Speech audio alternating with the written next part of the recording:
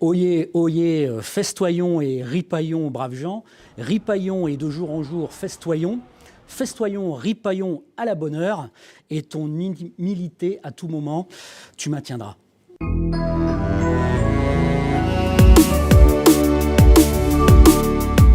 Donc, je suis M. Derly, Bruno. Je suis maire de la commune libre de Saint-Barnard. Alors bonjour, moi je m'appelle Luc Trouillet, je suis l'argentier. Donc, je me présente donc Alain Fournier, donc membre actif de l'association de la commune libre de Saint-Bernard.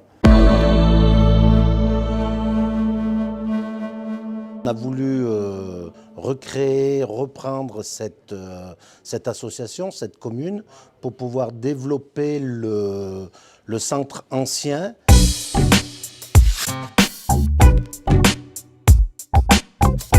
Effectivement, on a aussi recréé au sein de l'association tous les titres un petit peu médiévaux qu'il y avait autour de cet état d'esprit de commune libre. Ça a d'abord un but artistique, un but social, un but humaniste.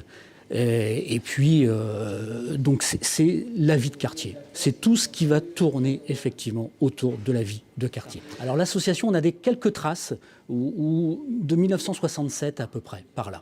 On a quelques petits écrits, quelques petits articles de l'Impartial avec des gens qui se sont rassemblés autour d'une petite fête de quartier. Mais officiellement, ça a été le 24 septembre 1969, où là, ça a été vraiment les bases de l'association ont été posées et avec un dépôt en préfecture à l'époque, au mois de janvier 1970, où on a effectivement la trace officielle de la création de la commune libre. Donc il y avait des fêtes, on a retrouvé des articles autour de grands banquets. Les deux grandes années aussi à cette époque, c'était 97-98, où il y a eu vraiment une très très grosse manifestation au mois de juin 97 et 98 autour d'un marché médiéval. Alors c'était costumé, il y avait des locations de costumes, il y avait un banquet médiéval. C'était, alors moi j'ai pas connu à l'époque, mais c'était vraiment, il paraît sympa. Et on retrouve aussi plusieurs traces. Il y a le décor qui va avec, quoi. Voilà, il y a le décor, c'est... Voilà, en tout cas, c'est aussi ça qu'on voudrait aussi recréer. Il y a plein de projets autour de ça et de ces animations. Aujourd'hui, la ressource, c'est avant tout les cotisations de nos adhérents. Donc, on est à 20 € et 30 € pour un couple. Bon, mais après, on est en France, comme disait l'autre. On a aussi beaucoup d'idées et pas forcément beaucoup de moyens. En tout cas, beaucoup d'énergie, beaucoup d'envie. Donc, le marché médiéval nous a apporté quelques ressources, quelques rémunérations pour l'association, mais en tout cas, ça a été plutôt le partage et la joie de vivre de cette journée qui a été vraiment le bon moment.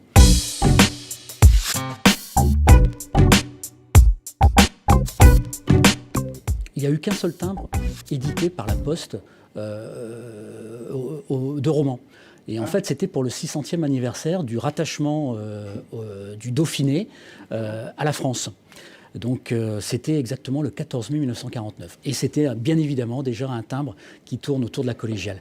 Donc on a recréé avec la Poste, puisqu'il y a quelque chose de sympa qui existe, mais la Poste fait aussi maintenant du marketing, c'est ce qu'on appelle mon timbre à moi. Donc on a créé une planche de 10 timbres. Alors, qu'on rassure les gens, hein, c'est tout à fait... les gens peuvent envoyer des vrais timbres certifiés Poste sur des créations de nous. Hein, c'est nous, ici, les membres de l'association, qui avons créé cette matrice. Et puis, on a édité ça. Alors, c'est en vente au chevet de Saint-Bernard pour le prix de 15 € la planche de 10 timbres. On fait le timbre aussi à l'unité, au tarif de 1,50 € avec une enveloppe. Et puis, on a aussi fait une petite gravure de nos armoiries sur l'enveloppe.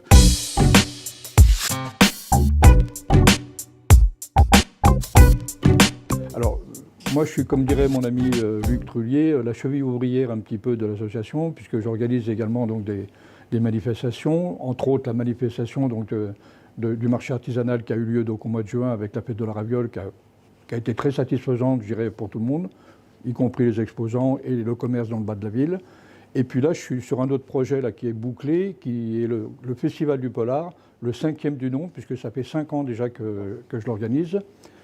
Et donc on attend cette année 10 auteurs de polar qui viennent de la région Rhône-Alpes principalement, dont un qui vient de Paris avec son éditrice. Pour la première fois, donc un salon des peintres également, qui réunira 6 peintres quasiment semi-professionnels, voire professionnels, et qui exposeront donc leur toile également à l'hôtel de Clérieux.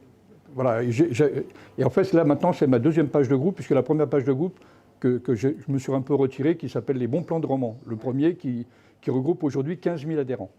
Et la nouvelle page que j'ai créée, donc, qui est plus spécifique maintenant pour les restaurants et les sorties, donc, et qui s'appelle donc Bon Plan Roman Sortie Ciné. Voilà, qui fait la promotion en fait surtout de la restauration pour donner un coup de pouce aux restaurateurs avec cette période malheureuse que l'on connaît. Pour le cinéma également, chaque semaine, il y a le programme de cinéma. Et puis donc tous les établissements, restaurants sur un secteur déterminé surtout, j'insiste, pour créer, si vous voulez, ce qu'on appelle un lien, si vous voulez, territorial. C'est-à-dire que ma zone de chalandise, si vous voulez, de communication, correspond donc à Romans, Bourg-de-Péage, la Drôme des Collines, les Monts du Matin, le Royan, exclusivement. Pour mettre en avant les restaurateurs, donc j'ai mis en place, comme vous avez pu le voir, si vous voulez, des jeux avec les restaurateurs, en offrant 3 repas, si vous voulez, ça les met à la une de la page, et ça permet au travers un petit jeu donc d'organiser, si vous voulez, donc des retours, quoi, en fait, des clients. Et ça marche très bien. Le déclic a été un peu avec le confinement, si vous voulez, et puis pour donner un coup de pouce aux restaurateurs. Merci. Merci aussi Merci. pour vous. Merci bien. Merci. C'est bien sympa. Dromadaire